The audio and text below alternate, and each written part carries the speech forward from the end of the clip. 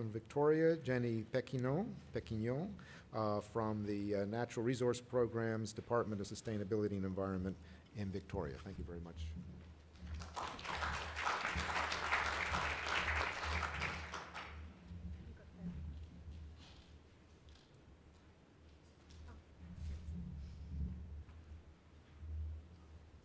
So, good morning, everybody. From Little Things, Big Things Grow is one of my favourite soundtracks, and I think Landcare is also a good example of Landcare is also a really good example of that adage. The focus of this presentation is both regional and environmental, and I'd like to tell you about a partnership between government and Landcare. And in particular, I want to tell you about the results of a recent information gathering exercise.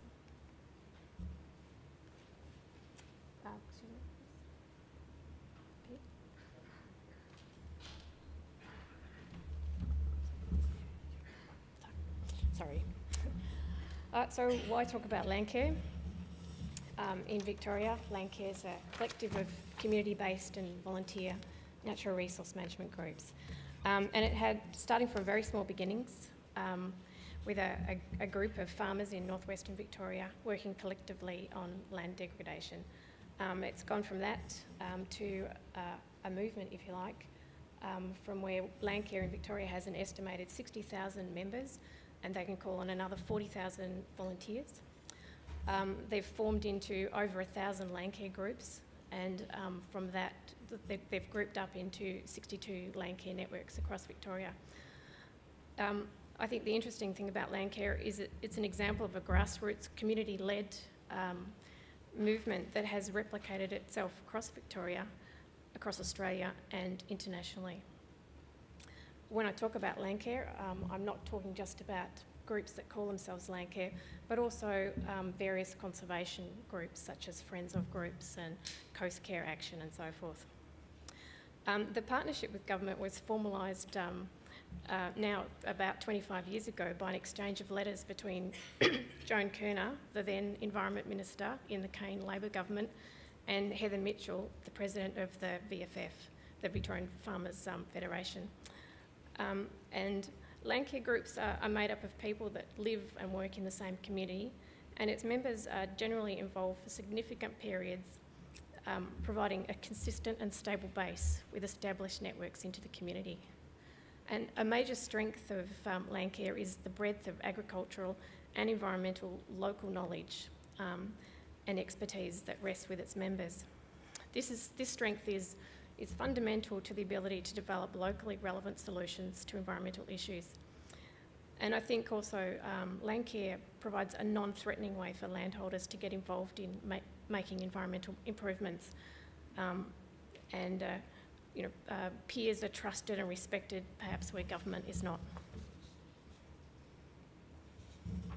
So this is just a quick slide to show you the distribution of Landcare groups in Victoria. And the point I'd like to make with this slide is that there are regional differences.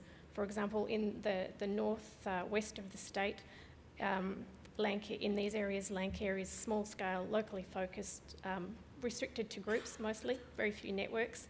Whereas in the south, we've got a lot of networks. It's thriving and quite a strong lobby group as well. Networks are important because they reduce the administrative burden on local groups, and this will emerge as an issue sort of later in the presentation. But critically, regional differences, they're important because government needs to think about how it interacts with groups given their capacity and the way that they operate. So what does Landcare do? Oh, hopefully most of you are familiar with Landcare, so I won't spend too much time on this. But they actually play a really important role in natural resource management because they mobilise this latent capacity and both to the extent that both local and landscape scale improvements can be achieved. And these environmental improvements are on both public and private land. I think another issue that's really sort of important is that that social networks established through Landcare are contribute to the health and well-being of communities. So Landcare connects people through a common issue or goal. Landcare groups and networks also work with other local people and organisations and help them with information skills, who help them with information skills, labour and financial support. So they build, Landcare groups build partnerships with schools, with other community groups, businesses, local government, public land managers and state government agencies. I'll just quickly take you through a series of time slides. This is a property in the Western District of Victoria, and these photos demonstrate what Landcare is trying to achieve with private land across rural landscapes. And it shows you the changes that accrue over time from addressing land management issues. And I think it's quite transformational. So we have 1965, 1991, you see the beginning of plantings. 2001, they're starting to be established, and we're getting connections between remnant vegetation. And the last slide is we have is in 2004. And you can see the significant difference that Landcare practices have made to that property.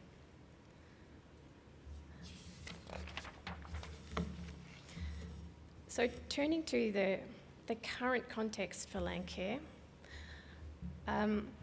the state of environment, there's evidence of ongoing decline.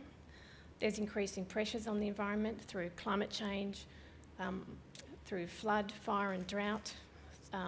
There's increasing sort of expectations about productivity and more pressure on the capacity of land and increasing demand for clean water. We've also seen an increasing demand on the volunteer sector, although we also have sort of a loss of services from small towns, and Landcare in those small towns have often sort of stepped in and filled a bit of a gap.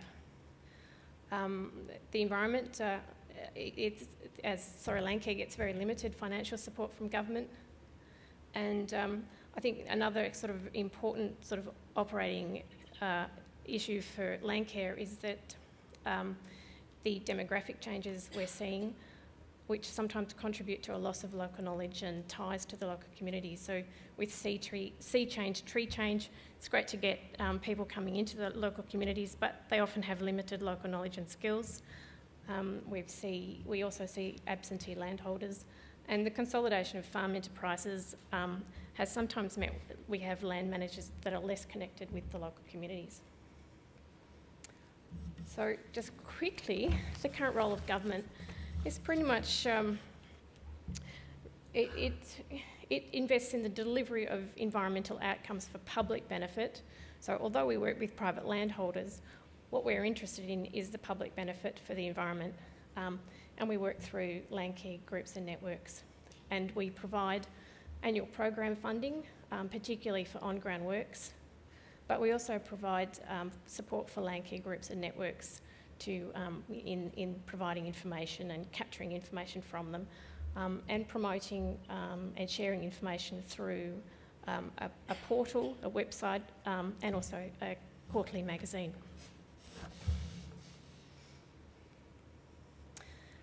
How does it work, the partnership?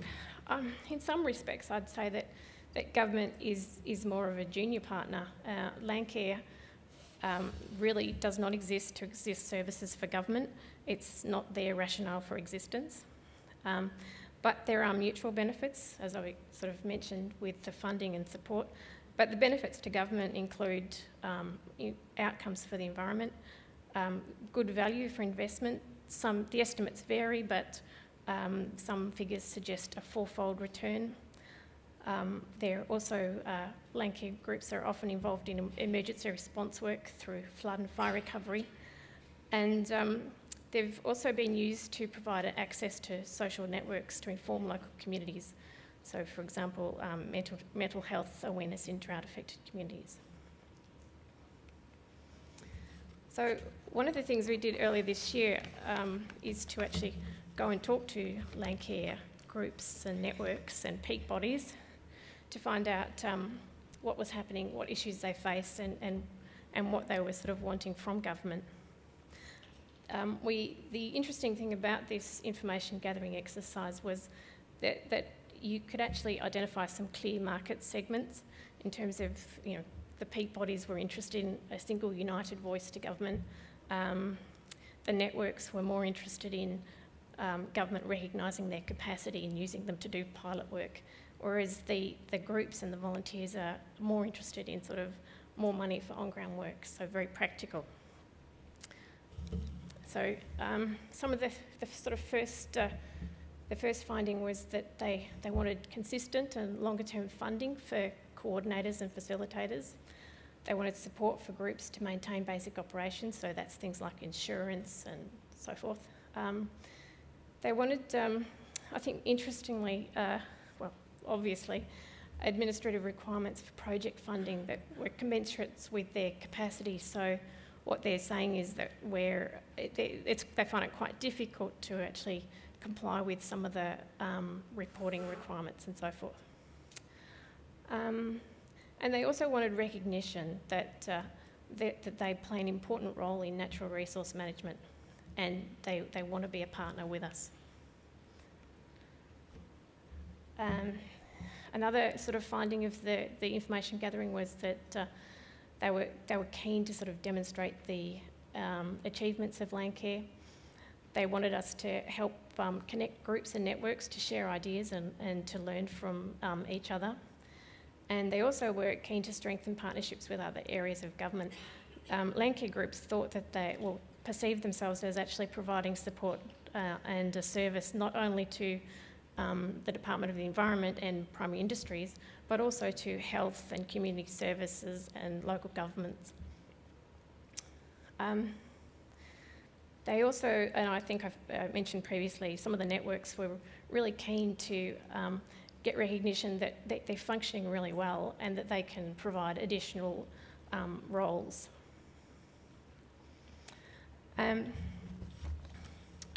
So one of the very interesting findings from my point of view was that about Landcare and government policy, we heard from Landcare groups and networks that policy directions from government were seen as having a negative impact on the success, sometimes on the success of groups and networks. This was they were particularly critical of the assets-based approach. This approach is about really there's not enough money to effectively protect all environmental assets, and so the policy involves identifying key environmental assets, investing in their protection and improvement. This was seen as, by government, it was seen as an improvement on the previous Vegemite spread approach, which didn't prevent wide-scale degradation and did not protect high-value assets. But it seems that an unintended consequence of the implementation of this policy has seen Landcare groups working in those areas that do not have high-value assets in actually missing out on funding to address local priorities. They were also critical of market-based instruments. These were seen as undermining the fabric of volunteer activity, where local landholders were paid to undertake natural resource management activities that formerly would have been carried out by volunteers working together.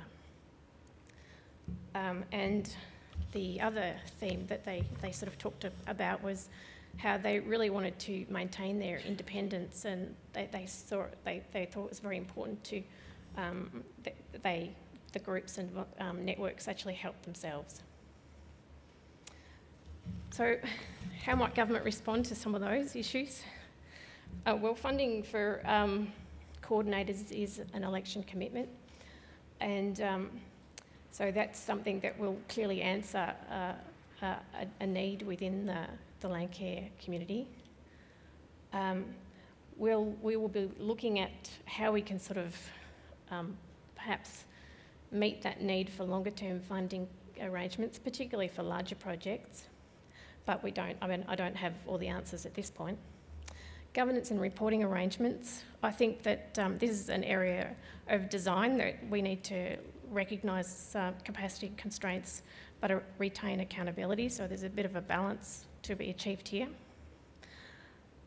Clearly, I think we need to go back and have a look at our policy settings and make sure that they're more responsive to local needs, because we do need